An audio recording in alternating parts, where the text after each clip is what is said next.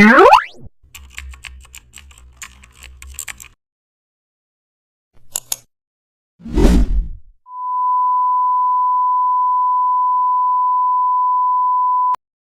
back to the channel, and don't forget to like, share and subscribe for more updates.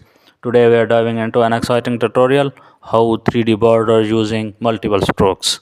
Duplicate your shape 3 times and apply a light color stroke to keep the top layer.